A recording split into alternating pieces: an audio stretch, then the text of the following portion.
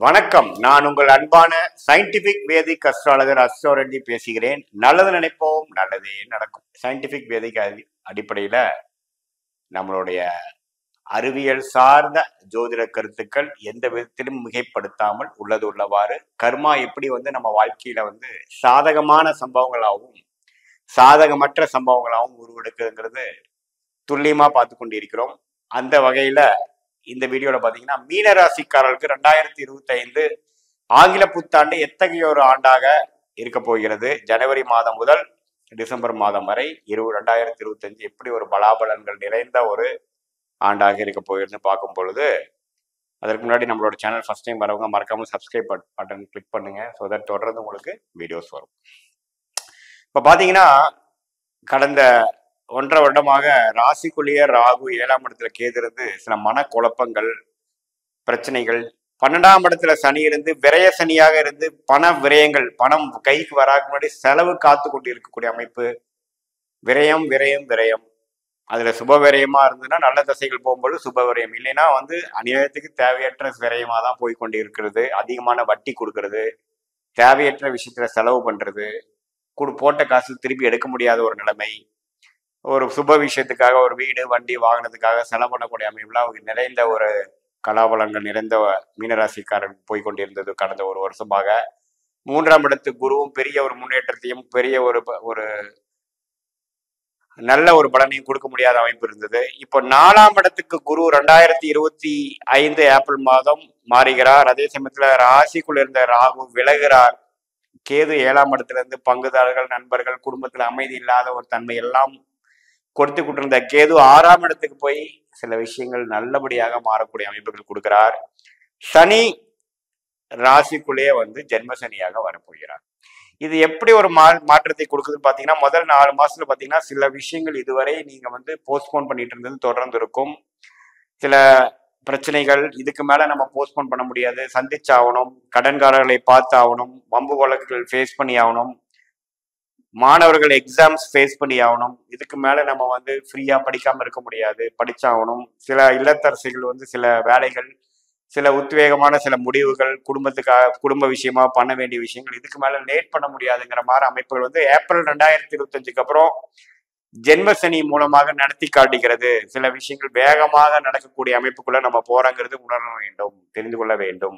ஜென்ம சனி நடக்கும் பொழுது வாழ்க்கையில மெயினான விஷயங்கள், உத்வேகமான விஷயங்கள், இம்பார்ட்டன்டான ஆக்டிவிட்டிஸ் நடக்கும்.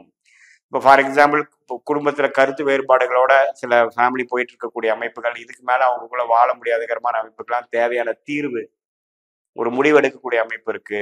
சில பேர்த்துக்கு பாத்தீங்கன்னா கடன் பட்டுட்டு இருக்காங்க, இதுக்கு மேல கடன்காரனுக்கு நம்ம ரீசன் சொல்ல முடியாதுங்கிறதுக்கு அது தேவையான ஒரு ரிசல்ட் கொடுக்கக்கூடிய அமைப்பு. வம்பு வழக்கில் இழுபறியா போயிட்டு இருக்கு, அதை ஃபேஸ் பண்ணி அதுக்கு என்னென்ன பண்ணணுமோ அது பண்ணக்கூடிய அமைப்பு. அது மாதிரி இதுவரை நம்ம கொஞ்சம் தள்ளி போட்டுட்டு இருந்த விஷயங்கள் இதுமேல் தள்ளி போட முடியாதுங்கிற மாதிரி ஏப்ரல் 2025க்கு அப்புறம் மீனராசிக்காரர்கள் ஜென்ம சனிங்கிற அடிப்படையில வாழ்க்கையை ஃபேஸ் டு ஃபேஸ் நம்ம பார்க்க வேண்டிய அம்சங்கள் உண்டு.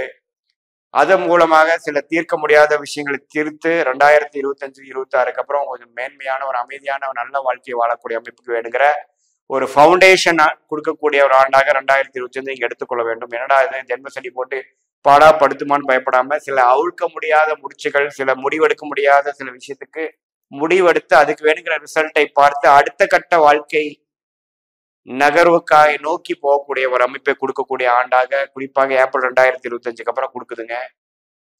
இதுவரை கடந்த 2 வருஷமாக எந்த விஷயத்துல நீங்க பாதிப்பும் எந்த விஷயத்துல மனநிறைவும் இல்லாம இருந்தீங்களோ அதுக்கு வேணுங்கிற தீர்ப்பு கிடைக்கக்கூடிய ஒரு ஜட்ஜ்மெண்ட் டே என்று சொல்லப்படுகிற அதுக்கு வேணுங்கிற விஷயத்தை பார்க்கக்கூடிய அமைப்பு கிடைக்குது. அது நடக்கும் பொழுது கொஞ்சம் மனம் வருடக்கூடிய ஒரு டென்ஷன் ஆகக்கூடிய ஸ்ட்ரெஸ் ஆகக்கூடிய அமைப்புகள் இருந்தாலும் பிற்காலத்தை நீங்க திரும்பி பார்க்கும் பொழுது அந்த ஒரு விஷயம்தானாலதான் அடுத்த விஷயத்துக்கு நாம போக முடிஞ்சது, அடுத்த ஒரு மேன்மையான ஒரு அருமையான வாழ்க்கைக்குள்ள நம்ம போக முடிஞ்சது, அடுத்த ஒரு மேன்மையான ஒரு தொழிலுக்குள்ள வேலைக்குள்ள வாழ்க்கை சம்பவக்குள்ள போக முடிஞ்சதுங்கிறது நீங்க உணர்வீங்க.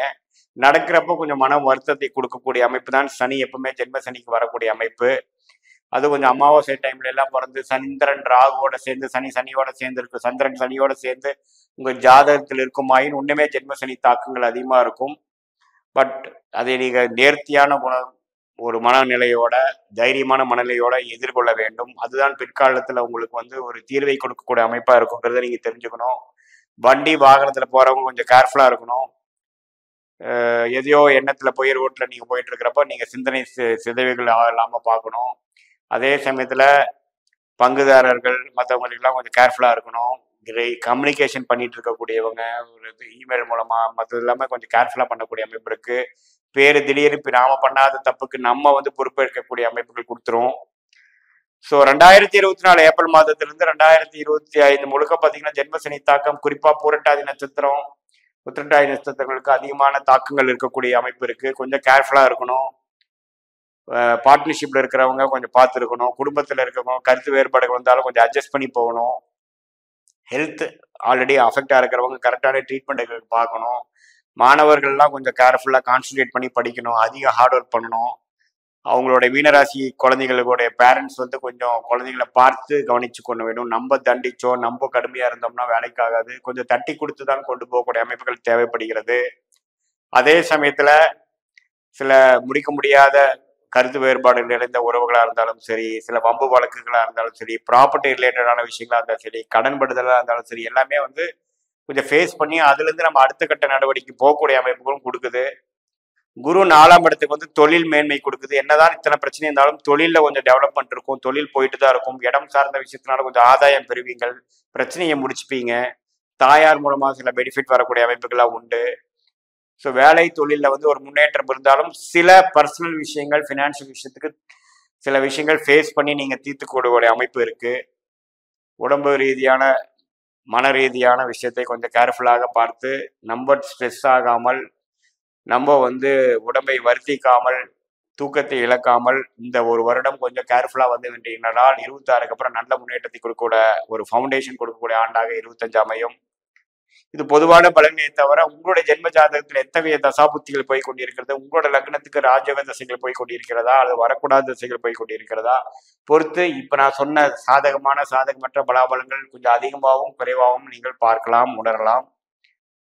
இது வந்து அப்படி பார்க்கும் பொழுது உங்களோட உங்களோட தசாபுக்திகள் ஜென்ம ஜாதகம் பார்க்கும் பொழுது immediate future long term future அப்படிங்கிறது நம்ம துல்லியமா பார்க்கலாம். இது வந்து ஒரு பொதுவான பலன்களே என்பதை நீங்க புரிந்து கொள்ள வேண்டும். மீண்டும் மற்றொரு காணொலியில் சந்திப்போம். நன்றி, வணக்கம்.